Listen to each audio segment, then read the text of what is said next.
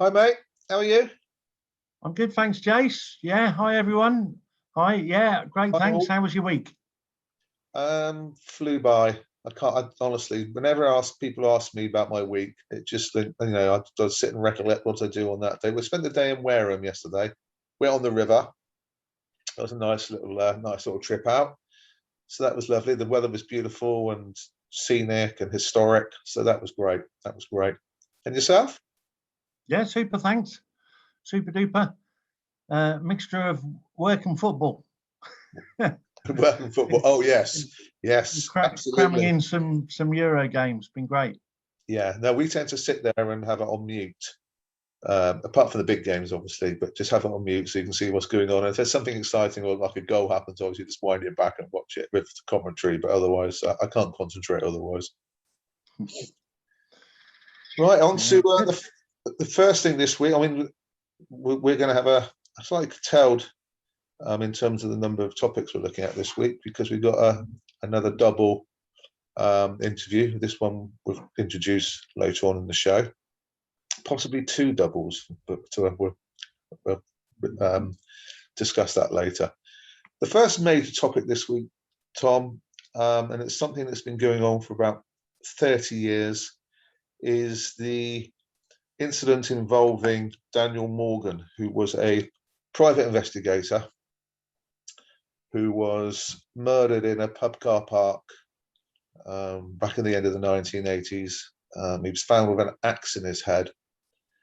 And we've effectively had 30 years of trying to get answers, which has been very, very, very, very difficult. And the family, obviously, themselves have gone through so much stress trying to get the Metropolitan Police to investigate properly. And it now transpires, although for many people they've suspected it for a long, long time, that actually the Metropolitan Police and organised crime were in bed together on this case. And for me, it has overtones with the Stephen Lawrence inquiry in 1993, which again led to a report in 1999 condemning the Met Police, in that case, for institutionalized racism.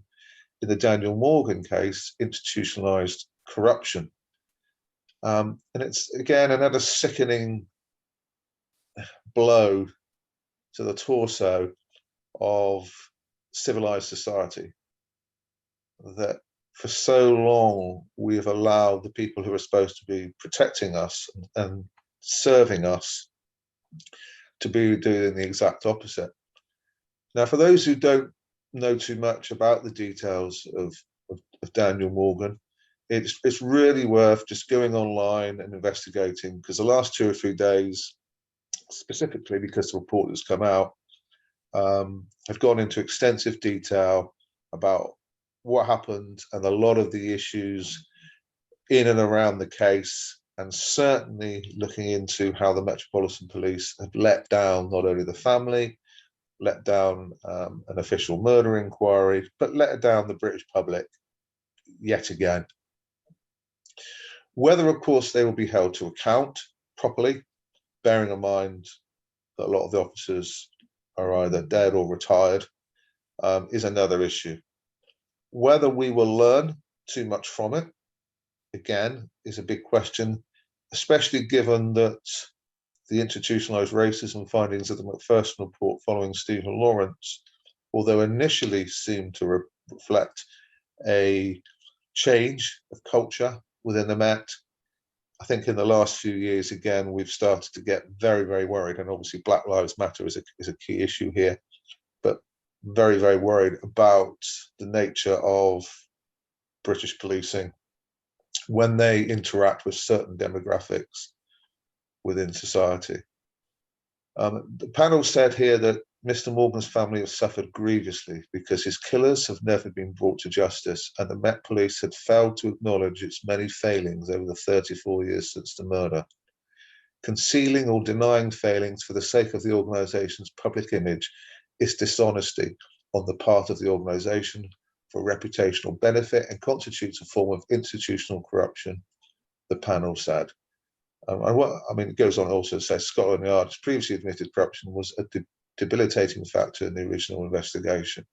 So there's a whole range of things. You can go onto Dorset Eye, but you can go onto many news websites that will give you the detail of what happened and why it happened and the conclusions as to what should happen now. But again, Tom, it's just an horrific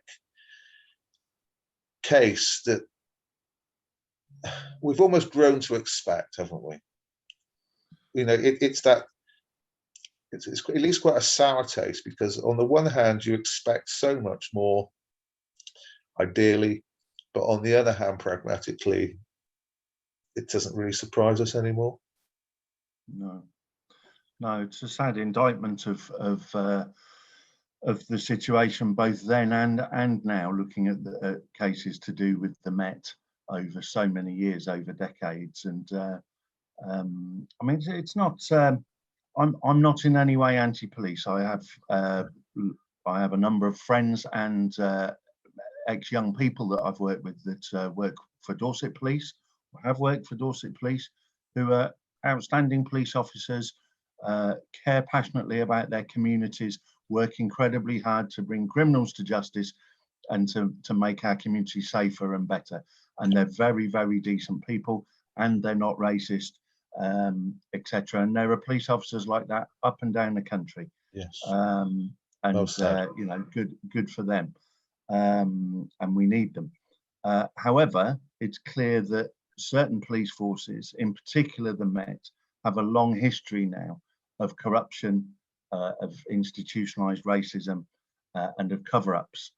And we've certainly seen that with the Met Police. There's been this Daniel Morgan case, obviously on the back of the Stephen Lawrence murder inquiry, botched or you know, deliberately appalling and corrupt murder inquiry.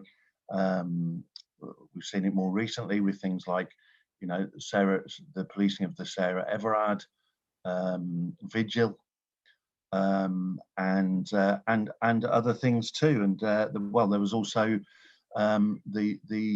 it's recently emerged that the teacher who was murdered, Blair Peach, who was almost certainly murdered by the police at an anti-racist rally back in the, I think it was the 80s, early 1980s, yeah, 81. Yeah. 80. And it's recently emerged that his partner and other people, but his girlfriend was spied upon for years and years and years after the murder by the police, which is just appalling and should, you know, obviously shouldn't be happening. So, I mean, yeah, and we hear that, you know, Cressida Dick was directly, you know, was criticised by the report's findings yesterday. Was criticised, sorry, a few days ago, was criticised for directly, you know, preventing the inquiry from getting to the facts. This is the chief of the Met Police, and again, you know, facing massive criticism for doing something that's, I can't think of another word for it other than say that it's corrupt.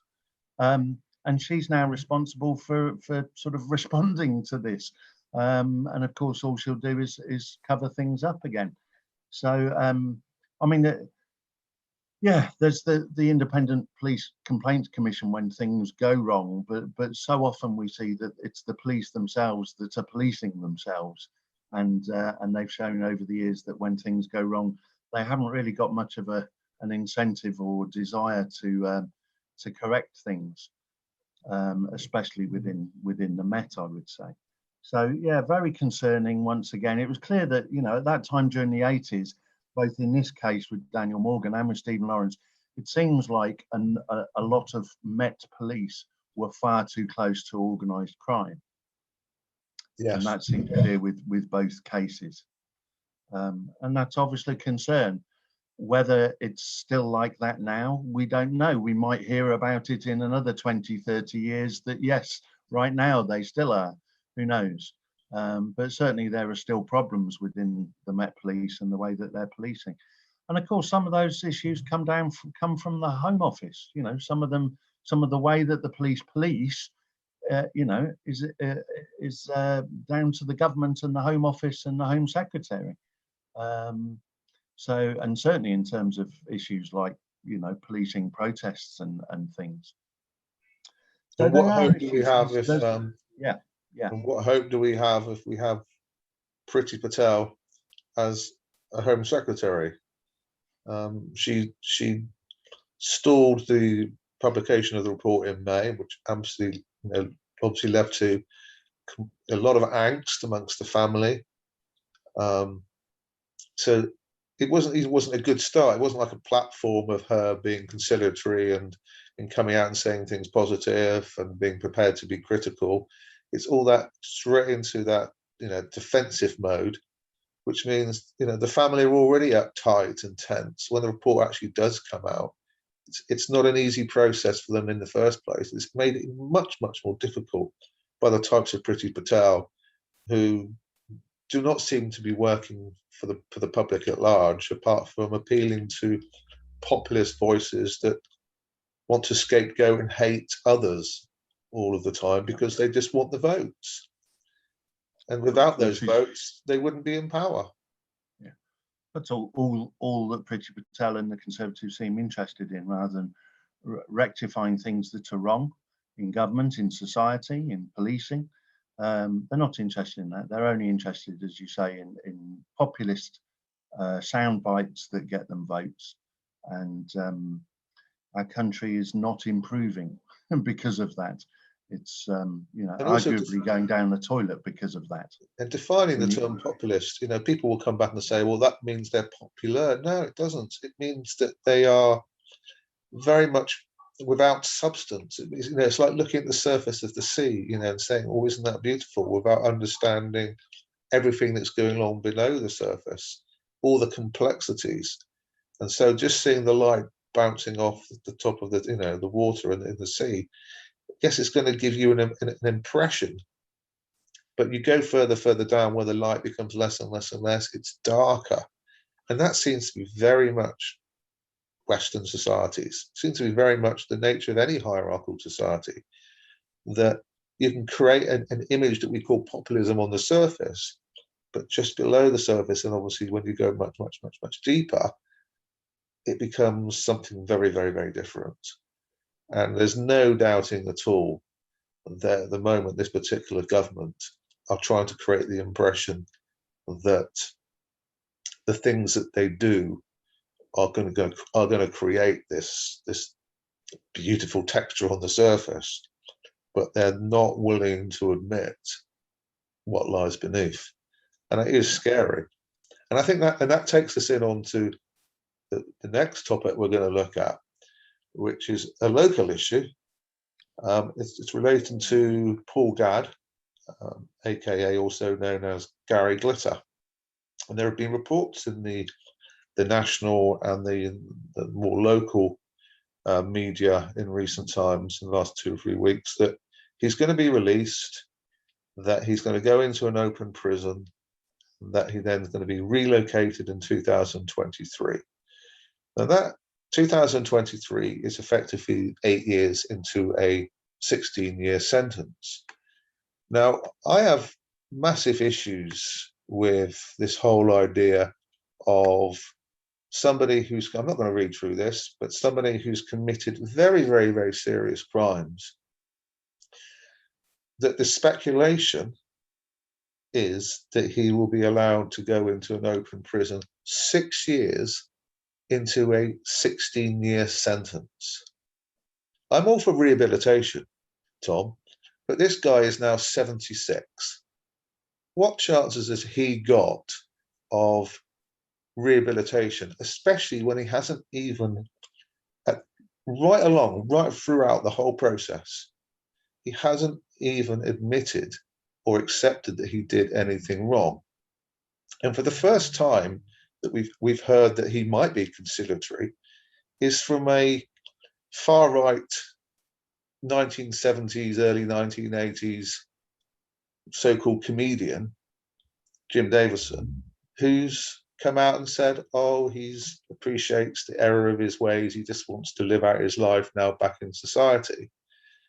And yet the evidence that's coming through from where he's been incarcerated, i.e. the Verne on Portland, and from other sources suggests that he hasn't, or he isn't conciliatory. People who are on the same landing as him in terms of being officers, from what conversations I've had, there seems to be nothing there that suggests that he is ashamed. And I think also that the other problem is, Tom, is that the media are making things up. Firstly, I'll come back to the sentence in a moment.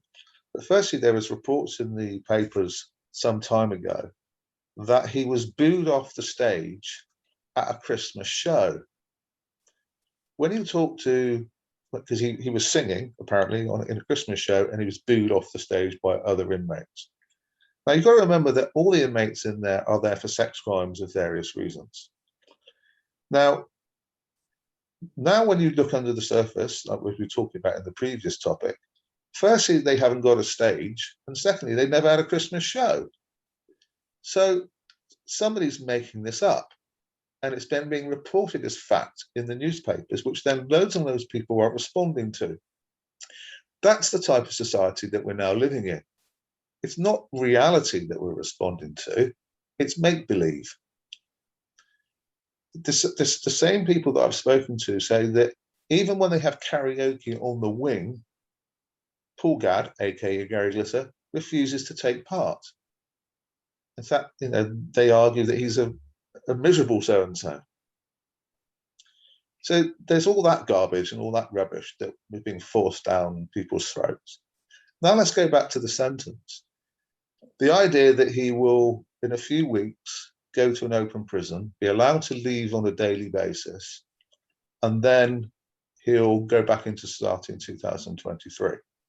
Well, the information, again, I have from the Verne is that he'll almost certainly die in prison, that when he comes to be released, if he's managed to meet the requirements and tick the boxes of the board when it comes to being released halfway through a sentence, he'll be rearrested at the gate for other convictions that he hasn't yet been tried for, which means he'll end up back in court and, as I said, almost certainly be found guilty, and then see out the rest of his life probably back in the Verne. And he's aware of this. It's not like he isn't aware of it. He's aware this is going to happen. So whether he and Jim Davison are conspiring to create this idea that he's a reformed character, I have absolutely no idea.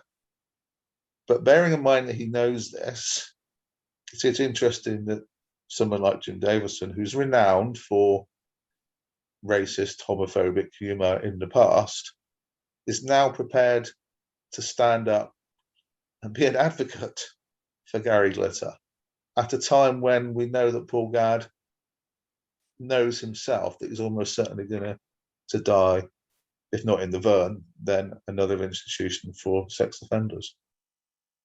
So and also, sorry, just one more point.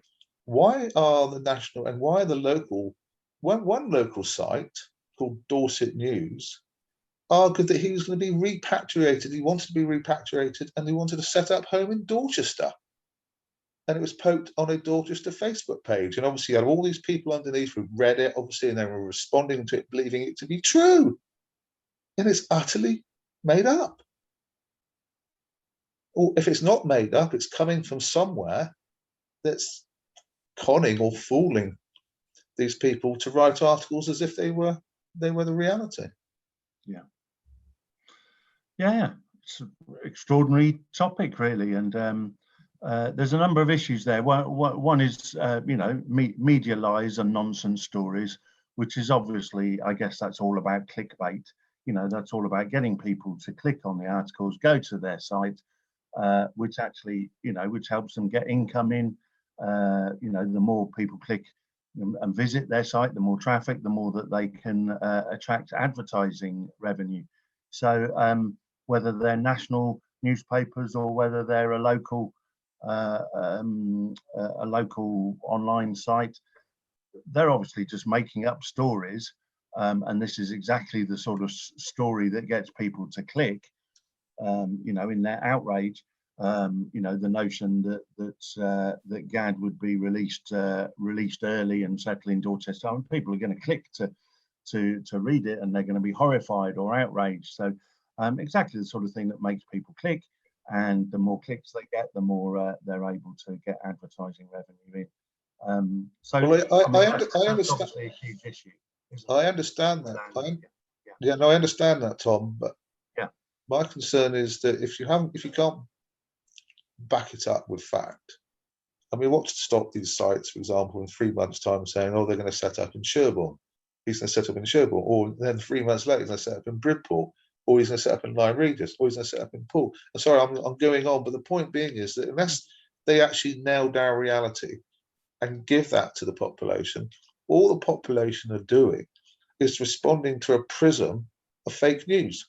Absolutely, Jace. I mean, that's pretty much where we're at, isn't it? We have been for some time, and most of that fake news is controlled by the billionaires, who set the news to suit their agenda, to get the Tories elected and re-elected again and again, and to allow them not to pay their tax, and to make vast amounts of money and profit from all sorts of things to do with the economy and workers' rights and so on and so forth. So the rich get richer, and the media is mostly owned by rich people who help that to happen. But even for local news outlets, news outlets to be repeating this without doing any serious investigation or analysis first, going back to what you said about clickbait, it's almost entirely now that competitive dogma, if you like, that competitive paradigm that exists within the media, that nothing is more important than getting hits and competing with those others to get those hits, and screw the content. Yeah, because media is almost entirely a business, or each media outlet is almost entirely a business. They don't care about the truth. They care about their bottom line. They care about their profits. Almost every media outlet is now run in that way, and journalists, if they're not already inclined to be like that, their owners and the editors certainly tell them that that's the kind of stuff they need to write. So we live in this awful post-truth world where the regulators are either unwilling or unable to control the content of our media. and we're just fed a load of lies and things that benefit the rich.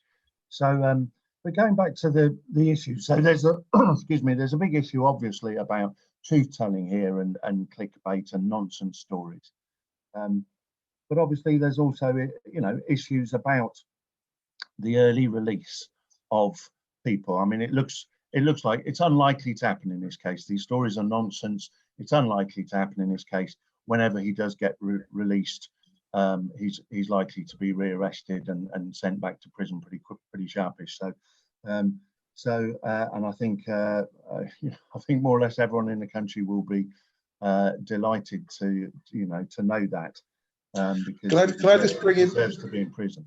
That before you carry on, that sentence you just said there, Tom, I think everybody in the country would be delighted to know that. So it really does beg the question: why is somebody like Jim Davison prepared? As we know, with the history, for example, of the far right in relation to their so-called travails of going after sex offenders, especially obviously sex offenders who are non-white, but going after sex offenders, and then obviously it transpires that a lot of that white sex offenders exist within these far right groups like the EDL and have been prosecuted and sent to prison themselves. But what do you think someone like Jim Davison stands to gain from this, knowing full well, as you've just said, that almost the entire population, bar a small number, will find the idea of Gary Glitter or Paul Gadd being released as despicable. It's bizarre. I mean, I have no idea. I didn't know anything about it, but I know that Jim Davidson recently does a regular show, a YouTube channel show. It's very, very right wing, with racist content and this sort of false nationalism, and so forth. And I find him an incredibly unpleasant, racist, homophobic man. He's akin to Bernard Manning in terms of the nature of his so-called comedy, and so yes, I mean it's bizarre that, as you say, the far right have always had this thing about paedophiles. They rant on about paedophiles, particularly, as you say, paedophiles that are non-white. People like Stephen Lee, actually Lennon, obviously tries to expose paedophiles that are non-white, but never the white ones. And of course, so many far-right leaders and activists have been done for paedophilia. So there's a suggestion that it's sort of why man he doth protest too much, or whatever. That's not quite the right quote, but the Shakespeare quote of he doth protest. Methinks he doth protest too much. Maybe it's a cover for their own actions, and so many of them have been arrested for either paedophilia and having vast numbers of explicit child pornographic illegal photos on their computers and sharing them and so forth. So yeah, just bizarre that given that that's a far right trait, to be so vehemently anti-paedophile, it's really weird that Jim Davidson would be doing this. I can just imagine his supporters watching his channel, loving him for all his racist nonsense and nationalist nonsense that he comes out with, and then him sort of saying that he thinks Paul Gadd should be released early, and I can imagine them being very, very conflicted and not able to understand what's going on. What's going on? I don't understand. Yeah, I can just imagine it. It's weird. I mean, just going back to the point of early release before we finish on this, I think there is I would say a sort of national desire. We shouldn't change the laws based on what's necessarily popular. I mean, if we did, we'd probably be bringing back capital punishment, which I wouldn't agree with, because I don't think anyone should have the right to kill, including the state or the judicial system. But there is something about, I think the majority of the population in this country disagrees strongly with early release, like halfway through a sentence, eligibility for parole halfway through a sentence for people convicted of certain types of crime, violent and sexual crimes of a violent and sexual nature, murder, rape, and paedophilia. I think those are things which should be far more exempt from early release. I understand that early release is an incentive for rehabilitation and good behaviour in prison. So it makes the life easier for prison officers if the prisoners have some kind of incentive to behave well, and to become reformed characters, knowing that they could be released earlier. I understand that. And of course, we believe passionately in people's ability to rehabilitate. But crimes like those, like the ones I've mentioned, I think that there's a strong case for them to be completely exempt from any sort of early parole. And I think there'd be huge support for any Home Secretary that proposed such changes. I'd support them, obviously. And exactly. And to finish off, I think the moral of the story is the public should wait for an official announcement from the Home Office before they respond, and ignore everything else in the national or local press media that suggests anything without going back to what the authorities have determined. Because stories like this, they just lead to people wasting their time gossiping, talking, writing about it, when it's based on, literally in some cases, no substance. And talking of crime, we're going on to our third topic, which is another amazing interview with the human rights lawyer Clive Stafford Smith. And this week he's talking about his time on death row and his interactions with the inmates on death row and his attempts to get them off the death penalty. In many cases, he can't commute the crimes, or he can't enable others to commute them, but he can campaign against them being put to death for their offences, especially in many cases where the evidence is so debatable. And often in these cases as well, we find that non-white people have a much higher likelihood of ending up on death row than white people for exactly the same or very, very, very similar offences. So here's the interview that I did with Clive yesterday. Hi, Clive Stafford Smith. Welcome back to 10 by 6. You've been on the programme twice before. An amazing. I tell you, I want to make it a bi-weekly event. It's just part of life now. Oh, that'd be great. That'd be absolutely brilliant. And this particular episode, we're going to focus on your experiences in death row in the southern states, Louisiana, Texas, that sort of area of the US. We call it the Death Belt. The Death Belt, yeah. But you were extraordinarily successful, Clive. So you had a sort of 98% success rate, didn't you, in terms of taking, ensuring.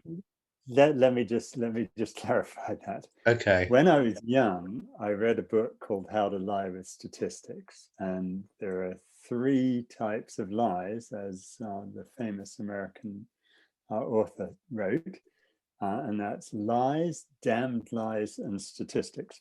And that statistic is a bit of a lie. Yeah, I only lost 6 of over 300 cases, so you could call it 98% if you want. But the truth is, a lot of people ended up getting life in prison, and I don't view that as any great success. And indeed, in one trial I did of Brian Kohlberg, he was convicted. He wasn't sentenced to death, thankfully, but he was convicted, and he was patently innocent. It was a shaken baby case, and which is just something that's legal term is total bullshit. And the poor guy was convicted. So, you know, I view any of my clients who ended up with life in prison as a failure rather than a victory. That is in itself an outstanding virtue for somebody who's dedicated and committed their life to defending people who can't afford to defend themselves, as opposed to many situations, I guess, where they get an inexperienced lawyer who's just finding their way, learning the protocols, etc. But ultimately, it's about their career. Whereas it's never been like that for you. You've been entirely committed to the people you defend. I mean, the bigger problem actually is not always young people who end up doing capital cases badly, and I did them badly when I was young. It's sad to say that because, you know, when I went to law school, which was Columbia Law School, posh law school in New York, the vast majority of my colleagues took the #1 train down to Wall Street, where they were paid $1,000 an hour. When we were doing capital trials in the Deep South, we were paid $1,000 for the whole case. And so you really get what you pay for. And unfortunately, that means that an awful lot of the lawyers, not necessarily young, they're just hopeless. And they're doing capital cases because they really can't do anything else. And that's extraordinary when you think about it, that we spend so much money and give so much talent to corporations who frankly don't deserve it. And we give so little to people whose life is on the line. It's horrific in my view.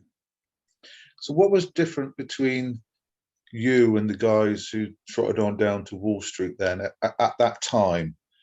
What was it that led to you to move down to the southern states and to Well, get involved I in only human went. rights? No, I came from the southern states because I had originally aspired to be a truly, truly despicable human being. I wanted to be a journalist. I mean, can you think of anything worse? You know, some media person who is peddling all this sort of rubbish like you. It could, No, but it could be John Pilger, couldn't it? I mean, we can't write all journalists off with. no, I'm only just trying to write you off. I know, I know. But I had gone to America planning to write a book about the death penalty because I was very young and very arrogant and very stupid.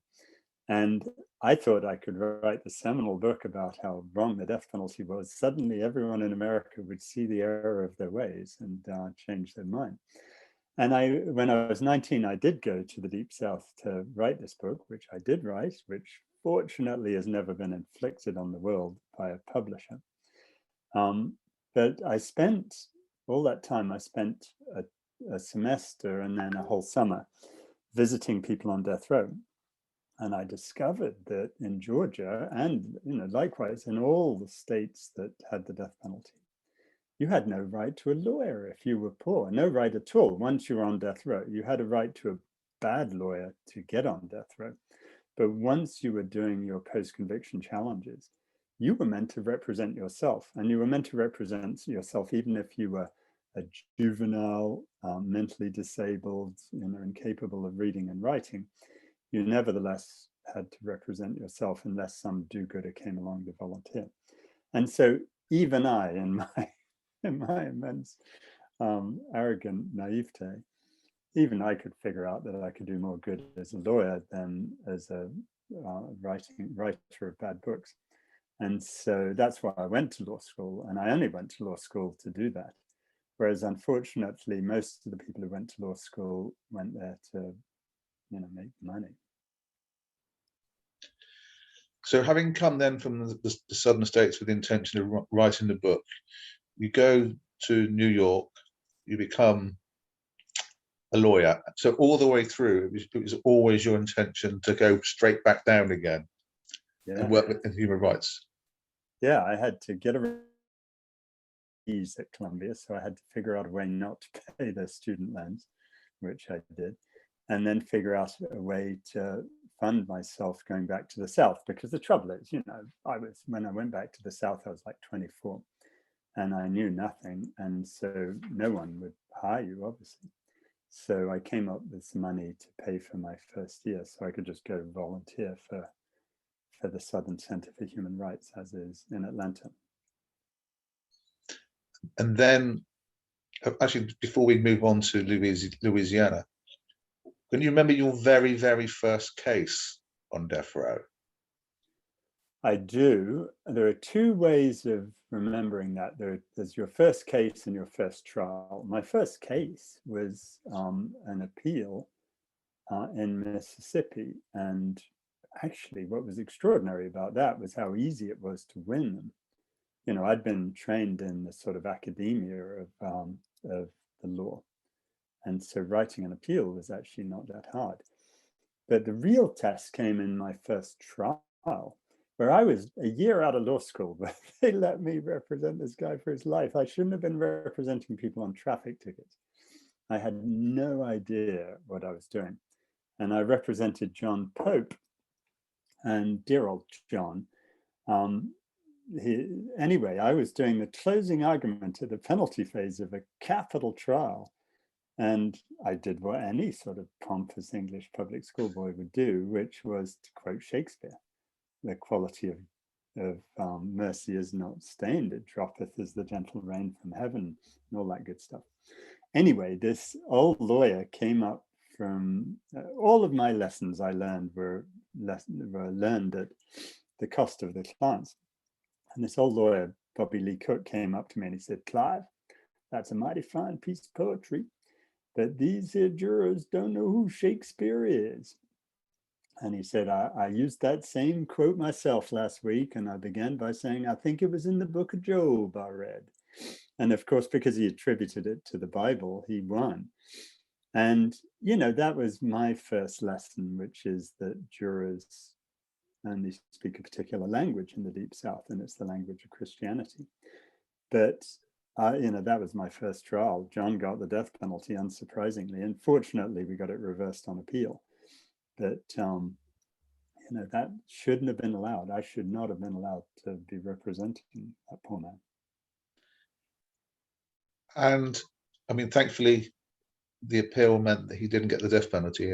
And as you said earlier, that even though they might not get the death penalty, the fact that they get life imprisonment in many cases is you perceive as just as much as a defeat. Well, it's a death sentence, isn't it? You've been told you're going to die in prison. Yes. Just not immediately. Yes, no, absolutely. I'm just trying to think, sort of, you know, how many cases did you go through early on, you know, from John Pope onwards, before you felt fairly confident giving an address in court, or were there a few sharp lessons as well as John Pope that got you into that position quite quickly? The first two cases I did, John's and then Willie Gamble's case, I was manifestly incompetent. Fortunately, after that, I did a lot of trial level cases, but we pled them out. And back in those days, we thought that a life plea was an enormous victory. So, you know, in 1984, 85, I did those two trials. Then from 1985 to about 1990, I never had to try a case, thankfully. But I got lots of courtroom experience, but never had to go to trial. So none of my people got the death penalty. And after that, I was beginning to figure out how to do some of this stuff. And I'm, you know, we only ever had one other case where the guy got the death penalty, and that got reversed as well. So fortunately, after that, I sort of knew what I was doing and didn't lose any after that. Can you then take us into, this is now 1987, with 14 Days in May, how you got involved in that project? So it was very much divided up between doing trials, doing direct appeals, which was really quite easy and efficient, and then habeas, post-conviction cases. And then the thing that is the most difficult, but is also the most honorable, is to represent someone on what is called a successor habeas, where they've gone through 9 levels of appeal, which sounds a lot, but they're normally 9 useless levels of appeal. And then, you know, you get an execution date and you have to try and stop that. And in America, you can go through 6 of those levels of appeal again. But it's very, very hard, because at this point, they hold against you the fact that you haven't brought up issues that, you know, earlier. And so in 1987, my friend Ken Rose had been representing Edward Johnson, and unfortunately had lost in the Federal Court of Appeals. A decision that later the US Supreme Court said was wrong, but Edward was dead by then. And so Ken asked me if I would do a successor for him, which, you know, I was glad to do. And, you know, this was another example of the extraordinary arrogance of youth. I was only 3 years out of law school, but I hadn't lost someone to the chamber at that point. And, you know, we'd managed to stop quite a lot. And I thought, you know, this is a mugs game, it's pretty easy. But again, I was doing things back then that when I look back today, I look back in total horror that I didn't know what I was doing. And if I knew then what I know now, Edward Johnson would be alive. His birthday's coming up and he would be 61 years old next week. And he's not 61 years old because when I did his successor, we just had 3 weeks. But I didn't investigate his innocence, because back in the day, we thought that the thing you do is raise all these technical legal issues. And so it was a total nightmare. And the only saving grace of the whole thing was that Paul Heyman with the BBC was out there with cameras and was filming the whole thing in what became 14 Days in May. And actually that was really great for Edward, because he thought that because Paul was there right up till the moment I had to walk into the gas chamber with Edward, Edward really thought someone was going to call cut. When you're an innocent person, like I'm convinced he was, it's very hard to believe that society is actually going to ultimately kill you. And you always think something's going to happen. And he did. And actually, his very last words, I gave him a hug in the gas chamber. The warden was a very decent guy and let me go into the chamber with him. And when Edward hugged me, he said, "Is there something you know that I don't know?" And I didn't really know what he meant at the time, but of course I figured it out later, that he really thought that we were still going to get it stopped. And we didn't. And the poor guy died a horrible death, suffocating to death with Zyklon B is what they use, the same stuff as the Auschwitz chambers. And, you know, he was killed. Dreadful, dreadful thing. And there's two things that come to my mind, Clive, and obviously you're feeding back this experience that you had. So just forgive me if it's the first two things that come into my head aren't appropriate. But God knows what's coming into your head. No, it's not like that at all. No. Firstly, do you think Edward Johnson partially believed that he would get off because the BBC were there? Because yeah, I think he thought that this was just a movie and that it was being prolonged for movie's sake, and that someone would call cut and that would be that. I really think he felt that. But that was good for him, because the worst thing you can do, and I've sometimes asked in the cases where my clients have been killed, I've asked the governor not to tell us that he's denying clemency until the last minute, because I know if he delays that clemency is going to be denied, but the client doesn't. And the very worst situation you can ever have for someone in that is for them to be denied all possibility of relief ages before, but then they just have to sit there waiting to be killed, and that's just horrendous. So hope becomes yes, yeah. And the other thing that came to my mind, hope sort of rhymes with opiate, and it is an opiate, and it's an important one really to give people hope, because it does help them get through. Yes. And of course the situation that you described in relation to Edward Johnson, also in that you didn't investigate his innocence, but the lesson that you learned at that time has gone on to, I suspect, save so many other lives. So as bad as it sounds in terms of Edward Johnson obviously dying when he shouldn't have died, but it has also meant you being helping to become. I'll tell you how I learned that lesson, because it was a pretty harsh lesson. I went to his funeral 10 days later in Walnut Grove, Mississippi, and this young Black woman came up to me. Her name was Mary, and she said, "Well, I know Edward didn't do it because I was with him at the time of the supposed murder that he was meant to have done."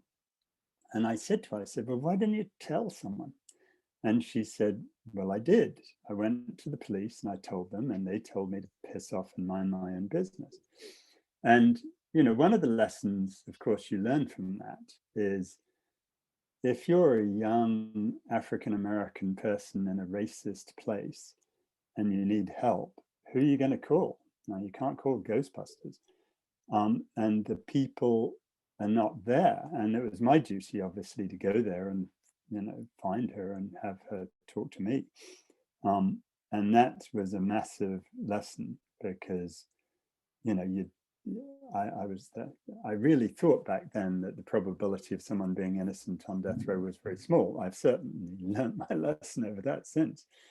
You know, I'm in the middle of a big project right now where I'm going back and helping to represent the people who have been executed to determine who was innocent and who wasn't. And it's not because I really care whether someone's innocent, but it's a very important point to make. And I think we're running at least 10% execution of innocent people. So out of 1,532 people, I've currently got 184 pretty good innocence cases. So that's over 10%. And yeah, think about that. I mean, goodness gracious, is that good enough for government work? I don't think so. No, it's back to statistics and the nature of quantitative data and how it disguises the qualitative nature of people's existence in terms of the ones. As you say, it's one person, and to me, it's just one person of Edward Johnson, and he's the person I lost, who I'm pretty confident is innocent. And it doesn't matter whether all other 1,531 were guilty. That's just not good enough. So apart from Edward Johnson, in obviously 1987, what other particular individuals stand out for you for various reasons, whether it's their personality or things that you've learned along the way? Are there other specifics that you're looking back on it that stand out more than many? Oh, look, we'd be here for the next several days if you want me to comment on that. It has been so fascinating on 1,000 different levels. There's not a single person I've represented that hasn't presented to me some sort of fascinating story. I mean, I'll give you just one tiny example. So one of the many things I learned was I represented a number of people who were pedophiles. And if you think about the British hate, if you had to identify the group of people that British people hate more than anything else, it's going to be pedophiles. Even Guardian readers, hate pedophiles. And the News of the World classically didn't know the difference between pedophile and pediatrician, so they highlight the house of a pediatrician and people threw bricks through her window.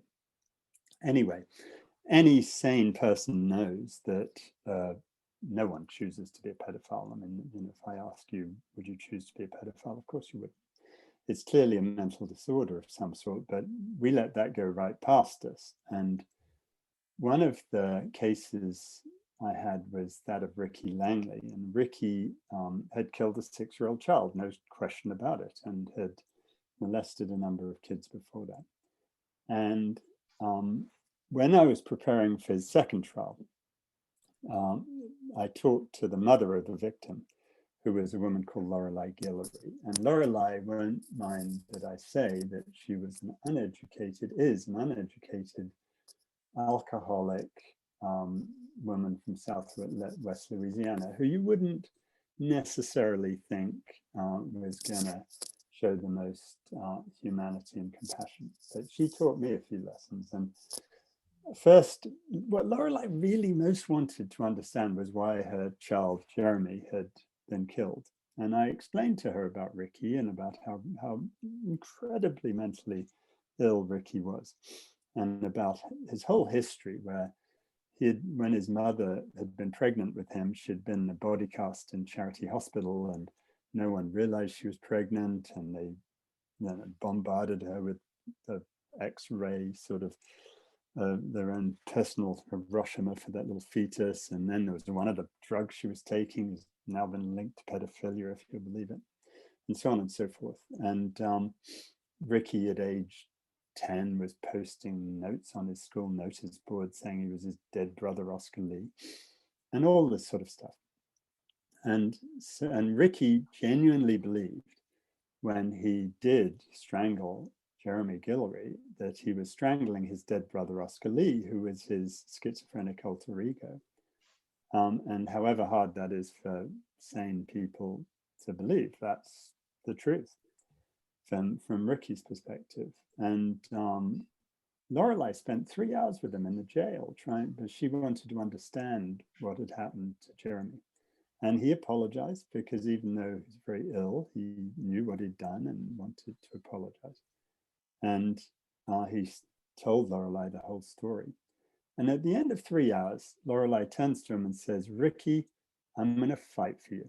And she goes down to the DA's office, this twit called Rick Brand, and explains that she doesn't want the death penalty for this guy, it'd just be wrong. And Rick says to her, oh, you're a very strange defendant, I mean victim, and then tries to take away her second child, labeling her an unfit mother, but she doesn't want the death penalty for the death of her first child.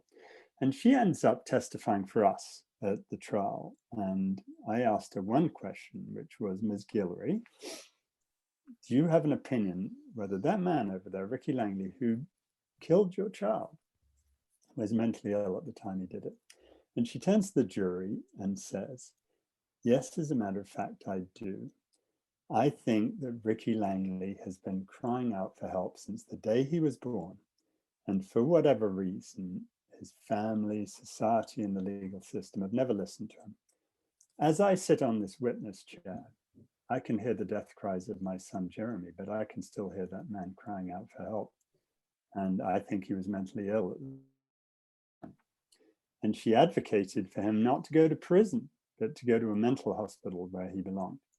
And Lorelei is one of my great heroes. And I hope to goodness, I keep trying this. I hope to goodness one day someone will do a film about her, because she epitomizes what we as human beings should strive for. I'm not saying we can all do it, but we should strive to be as compassionate and understanding. She wasn't forgiving Ricky, she'll never forgive him, but she was showing mercy and understanding.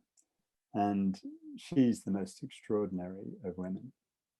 And, you know, there've been so many like that. I could go on for hours. I mean, it's just fascinating. What was the outcome for Ricky? Oh, look, the jurors, we picked a great jury. I love those people. And there were 12 people who both had extensive histories of mental disorders in their family, and they laughed at my bad jokes. And so there's just no way they were going to sentence him to death. And indeed, they acquitted him of first-degree murder, but for various reasons convicted him of something else.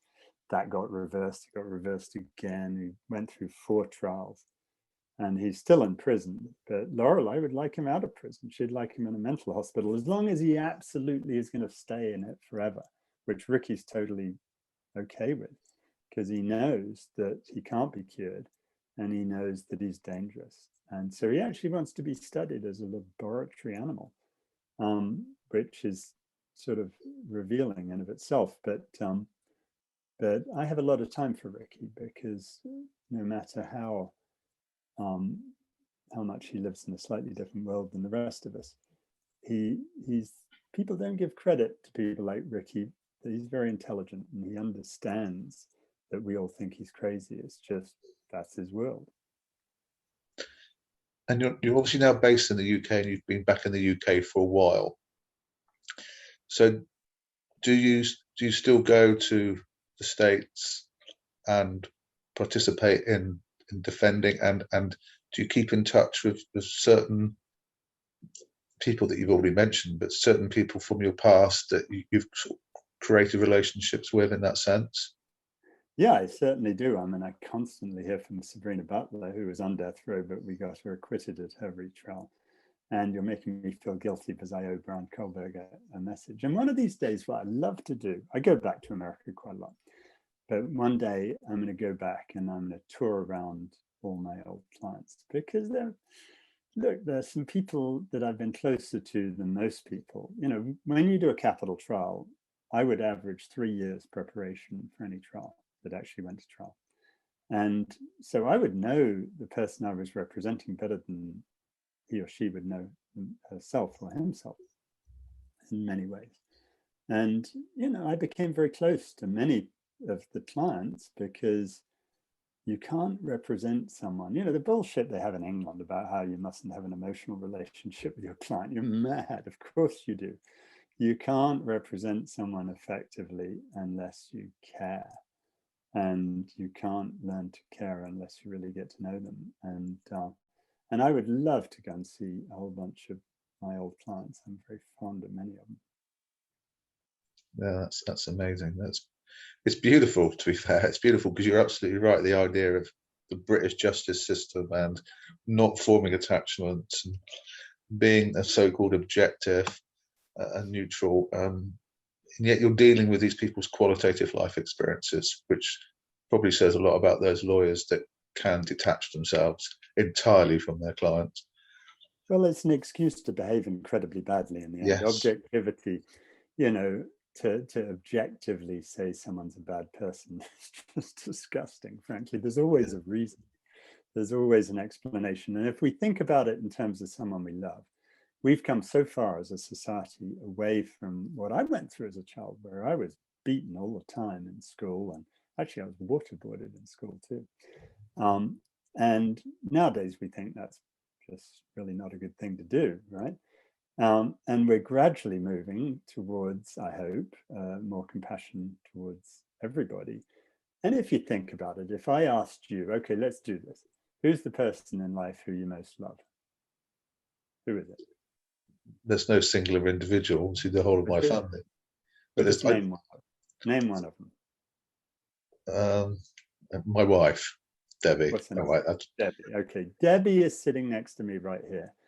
I'm the prosecutor, you're the judge. I say Debbie's murdered someone. Will you send her to prison?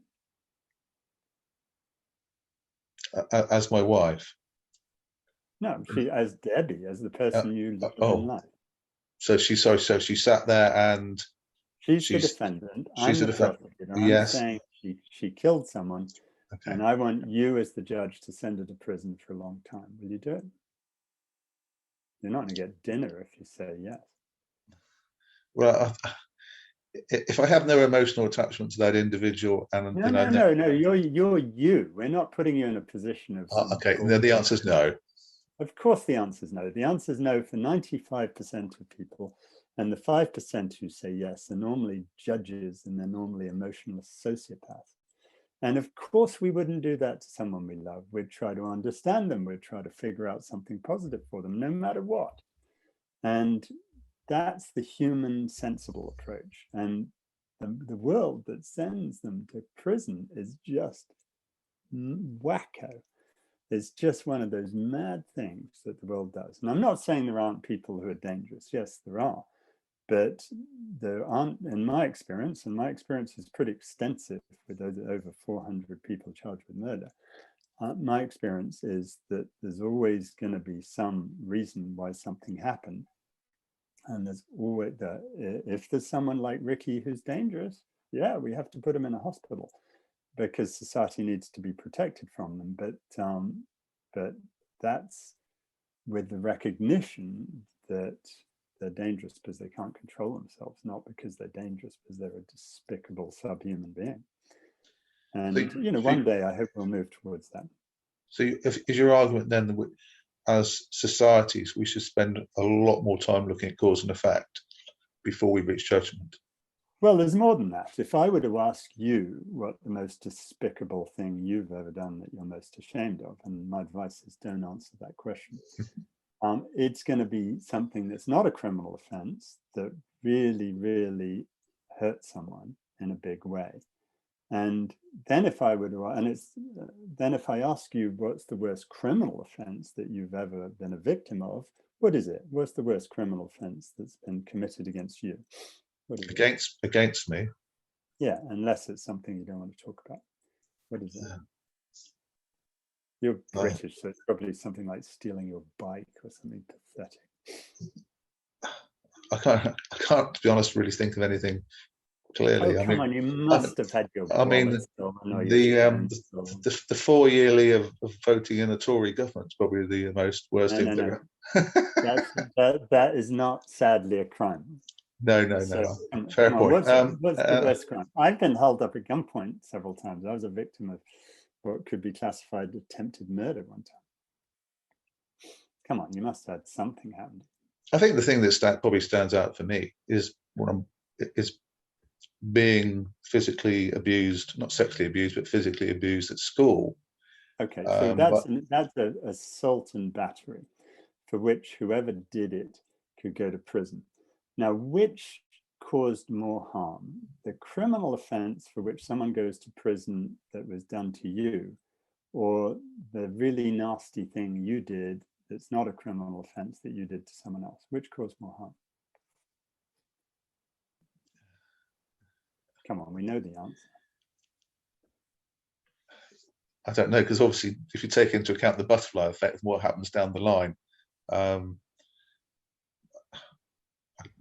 don't know, to be fair. I really don't know the answer to that question. With the vast majority, not everyone, but with the vast majority, and certainly me, you know, I did something really bad to my dad where I said something to a journalist that I didn't mean to be published, but it was published, where I said, as my father's youngest son, that he had failed in everything he had tried in life, which, sad to say, was pretty true, but was not something anyone should go saying publicly about their parent.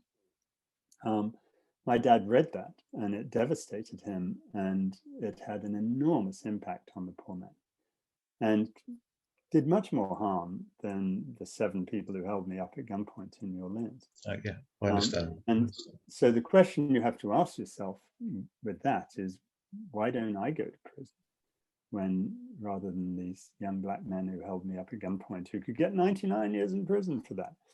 And yet I get nothing for doing something that had a much worse impact. And so to come back to what you were saying, which is, you know, what should we do? Is it understand? No, the whole legal system is bullshit. The whole legal system is structured on a vindictive approach to a minority group of people, which I think is reprehensible and unjustifiable. And I think until we recognize that, we're not going to begin to make amends.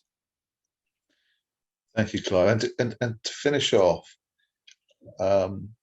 in terms of, and we've talked about this before in other episodes about the effect of politicians, but did you feel that there was a much more positive trend in place in the US in relation to the death belt, in terms of people on death row who were more likely to end up being put to death as we were coming towards Trump? And do you think the effect of Donald Trump has been to set that back, or do you think that the system that we have possibly with Joe Biden might be able to reverse some of the damage in this respect of what Trump did? I don't think it's really an A or B thing. Look, the first thing is, when the history books are written, they're not going to say, oh, it was really cool the way we murdered people to show that murder was wrong. That's a given. It's sort of like burning witches at the stake. We're not going to come out well in the history books. One of the great ironies, though, is that Americans are gradually moving towards abolition. And so while when I started doing this, 85% of Americans thought that the death penalty was cool, now it's more like 40%. So it's been cut in half. Mm. But at the same time, the Supreme Court's going in the other direction. So the Supreme Court is now 9 people, 6 of whom are Catholic, bizarrely, and 6 of whom will vote to execute pretty much anyone, as was illustrated when Trump, at the end of Trump's time. Yes. So that is a huge hurdle between us and abolition, because the Supreme Court are just dreadful at this point. And it's much easiest to abolish the death penalty through legal things than through having to have votes. But, bottom line is we're moving in the right direction, and there were 20 people executed last year. The danger is there are 2,600 people on death row, and, you do some simple arithmetic. It's going to take a lot of years to execute 2,600 people at 20 a year. So at some point, the dam might burst and the Supreme Court's not going to stop it. And there's a lot of people looking at dying. So we got our work cut out ahead of us to stop the execution of those individuals, even if we win the battle of abolishing the death penalty in the end. Yeah. Okay, thank you. And one last point that just come to mind. Have you ever represented a female on death row? Oh, yeah. As I mentioned, Sabrina Butler was one of several. I represented a whole bunch of women. It was their stories were all interesting too. and I'm glad to say none of my female clients got the death penalty. And it is a very discriminatory thing. I mean, there aren't many places where you say chauvinism is a good thing, but and it's not a good thing here, but the beneficiaries were women, because representing women was just so much easier, because people were so chauvinist that you just basically say, well, you know, dear old Sabrina couldn't have done this. And they were much more likely to believe that of a woman than of a man. And so there are only 52 women on death row out of 2,600 people. And that illustrates the approach, the chauvinist approach to justice. In this instance, I'm not looking for parity. I don't want there to be 2,550 women on death row. So perhaps that's a good thing. So on the one hand, you have a chauvinism that's supportive, ironically, of women. But on the other hand, you have a racism that's inherently disproportionately sending black people. And it's not just sending black people, it's also sending people who killed white people to death row much more often. You know, I represented, for example, this black guy who had murdered a black woman, bitter to death. Now, you know, it's pretty horrendous. And he clearly had psychological issues. But it was actually really easy to work that out so he didn't end up going to death row, because society undervalued the black victim, just as they undervalued the black defendant. So it's racist through and through.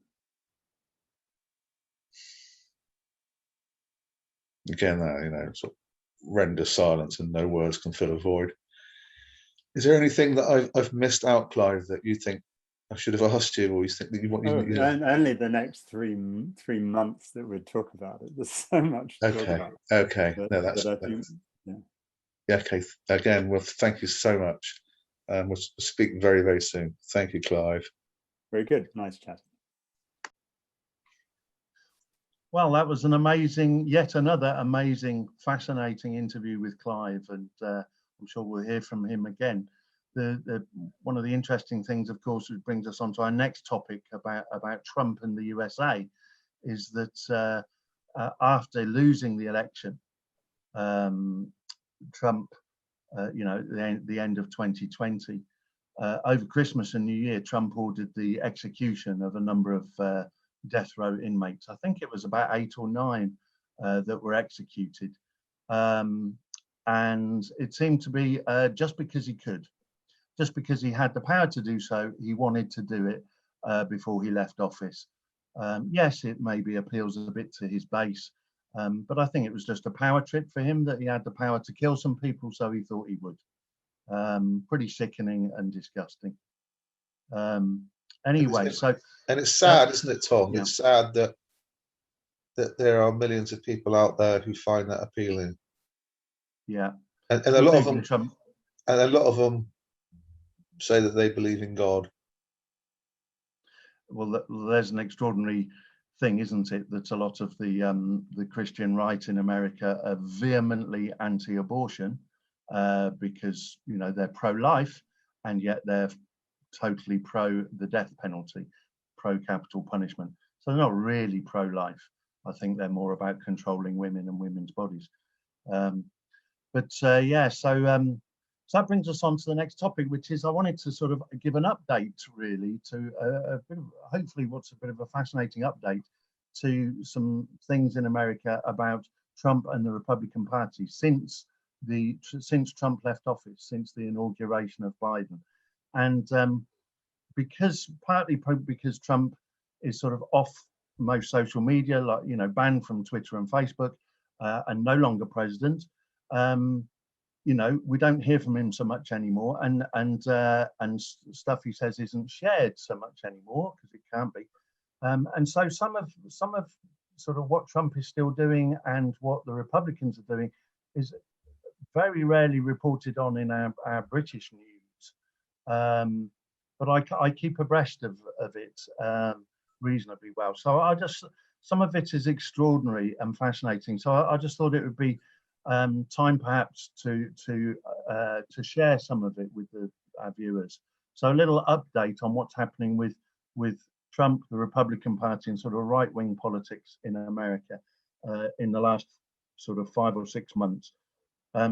So first thing, I've got a little list of 7 things, so I'll just buzz through them. So the first thing is that the American intelligence agencies, FBI, etc., have detailed once again how Russia did interfere in very detailed, complex ways, and the evidence is you know, has been much of the evidence has been provided of how Russia interfered in the 2016 election to help Trump get elected, and they did it again in 2020, but it wasn't successful. And that's not new. That's not new. I mean, people, you know, people that support Trump, or people that have been taken in by his lies and Fox News lies, but you know, don't believe it.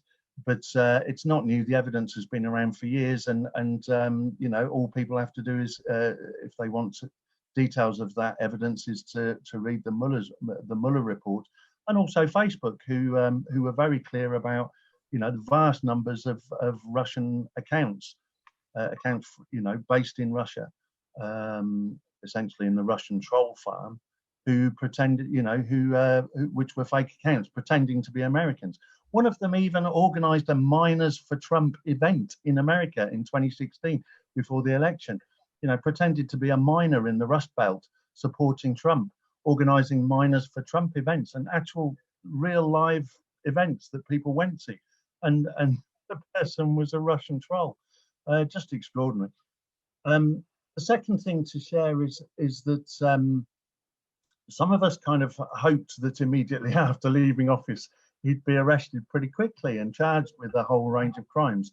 That was probably never going to happen, that it was immediate. But certainly those investigations are continuing, and could involve some pretty serious charges, which could potentially land Trump in prison for the rest of his life. In particular, the Southern District of New York District Attorney Cyrus Vance has been investigating Trump for a long time now, but since Trump left office, a judge ruled that his, you know, long hidden tax returns, or at least some of his tax returns that Trump, you know, Trump didn't allow to be released for so long when he was president. A judge ruled that they could be released to these authorities. So Cyrus Vance has access now to those Trump tax records. There's also an investigation, sort of separately but alongside, into the Trump family's profiting from the inauguration ceremony, from his inauguration ceremony in 2017.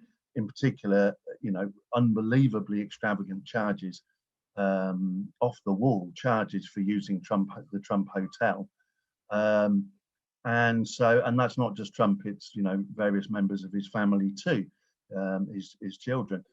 So there's a separate investigation into that. The New York Attorney General's office is investigating the Trump Organization, and the finance officer Alan Weisselberg, who kind of is one person who pretty much knows everything about Trump's dealings over the years.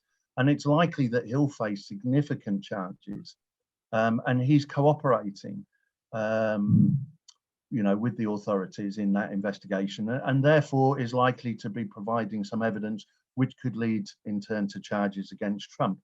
None of this is really new, because Michael Cohen, Trump's longtime lawyer, who again is one of those people that knows everything, has testified to Congress about Trump's illegal actions, in particular in relation to tax and the valuation of his properties, and how that, you know, has defrauded the IRS in America.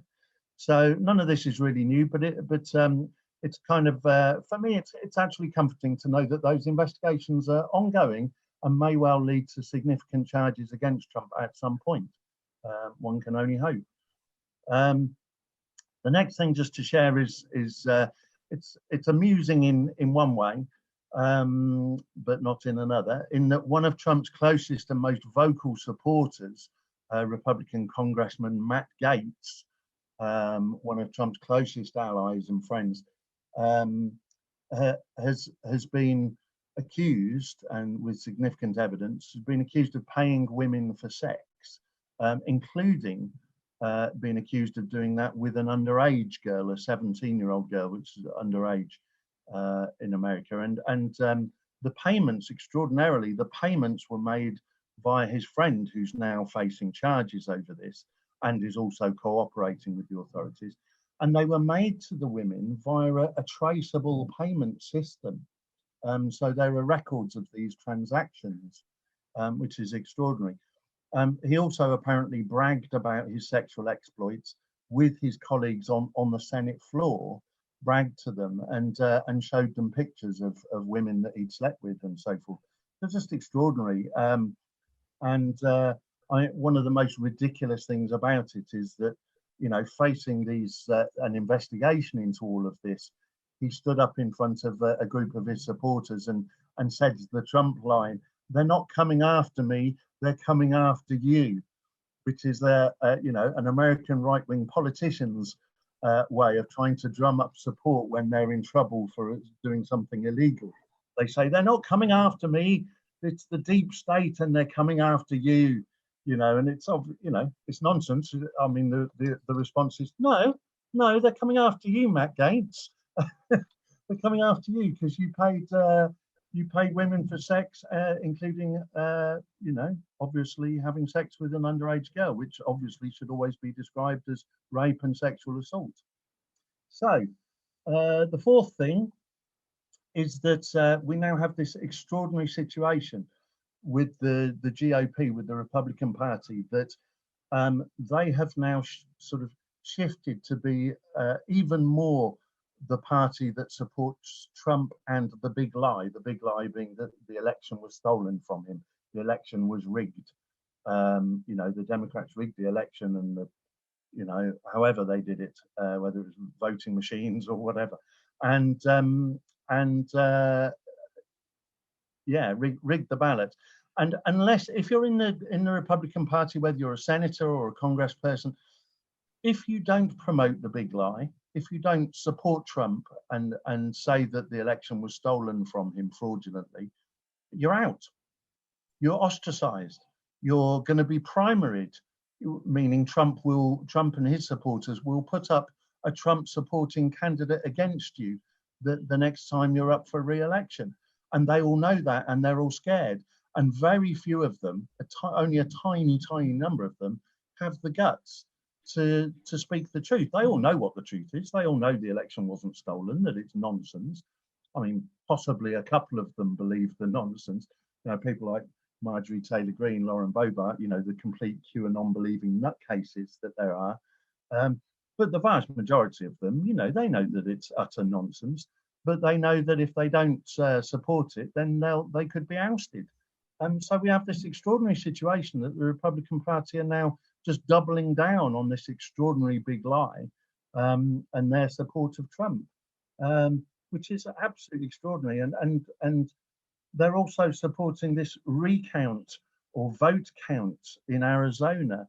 You know, the Republican-controlled legislature did recount after recount at the time, and said there was no evidence. I mean, all around the country, judges have said there was, you know, including many Republican judges, many of whom were appointed by Trump, have said there's no evidence of any kind of widespread fraud, anything that would alter the result. The fraud that's been found to be legit, you know, legitimate cases of fraud, absolutely minuscule numbers, and mostly Republicans trying to vote twice or using their mum's name or whatever. So just extraordinary. But there's going to be a big thing because this organization, private company, have been running an Arizona recount, doing all sorts of extraordinary things, bizarre things to recount the vote in Arizona, using all sorts of bizarre technology, checking if there's bamboo, fibers of bamboo to provide evidence that some of the ballots were shipped in from South Asia. and they think they can prove that possibly by finding shreds of bamboo, because of course, you know, everything from South Asia is covered in little fibers of bamboo. It's just bizarre, but also very dangerous. I mean, the company that's running this vote recount, it's called Cyber Ninja. The owner and the CEO of Cyber Ninja are, Trump cultists who promoted the big lie. And of course, they're going to announce their results, which is magically they will have found some massive kind of vote fraud that no one else, including Republicans whose job it is to look for it, couldn't find. So the whole thing's just extraordinary. And they've even ousted Liz Cheney, one of the top Republicans, and a real traditional right-wing Republican, because she refused to go along with the big lie, and she's been ousted from her congressional leadership role. So essentially the GOP, the Republican Party in America, have gone completely crazy. And I hope that it means that they will be completely and utterly unelectable for the foreseeable future, but who knows? A couple of other things is that they've been deliberately subverting the reality of the violent insurrection on the 6th of January, pretending it didn't happen. Early on, they were saying it was Antifa. Now they were saying it was all undercover FBI operatives rather than Trump supporters. Representative Andrew Clyde, Republican congressman, described the events of the day as he said something like, if you didn't know you were talking about the 6th of January, you would think it was a normal tourist visit. He said, the events of the day, you would think it was a normal tourist visit. He said, I mean, we're beyond this post-truth world. We're into we're into a sort of massively down the rabbit hole.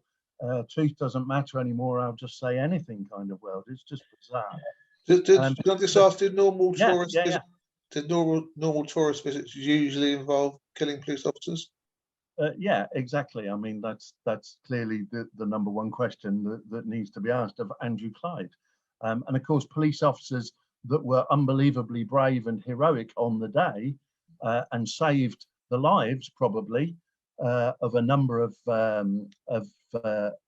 probably lots of senators, potentially Mike Pence, the vice president, potentially other Republicans, let alone Democrats like Nancy Pelosi, saved their lives with their heroic actions. Some of them gave their lives in fighting off this violent mob of Trump supporters. The GOP have been ignoring them, refusing to honor them, refusing to shake their hand and speak to them. Absolutely despicable. And this from the party that say Blue Lives Matter. What a joke. Next thing we've mentioned before, so just to say briefly that one thing that's extraordinarily dangerous is all over the country, Republican legislators have passed voter suppression laws to make sure that poor people, and particularly people of colour, are unable to or far less likely to vote in future. It's so dangerous, so anti-democratic, and staggering that they can do that. But of course, each state in America is responsible for essentially running their own state election process and passing their own local laws. So the federal government can't sort of, there isn't one national blueprint for how elections need to be run and the laws under which they're run. Each state passes their own laws. And they pass these utterly despicable laws deliberately aimed at poor people and people of colour to prevent them voting, which is truly despicable. Could mean, tens of millions of people are prevented from voting. The next thing it's interesting, yes. Tom, that we talk about the President of the United States being the most powerful person on earth, and yet domestically their powers are so limited. So I think what we're usually talking about is their influence on the world stage, because as I said, domestically within the United States, there's so many things they just can't affect. No, it's there's always been this argument between federal powers and state powers, and the president and the governors of states being at loggerheads with each other, particularly obviously when they're from different political parties. And yeah, there are so many things about the American democratic system which are great and truly democratic. and there are things which are appalling and completely anti-democratic. It's an extraordinary system, and fascinating for people to study, actually, if anyone's into politics and democracy.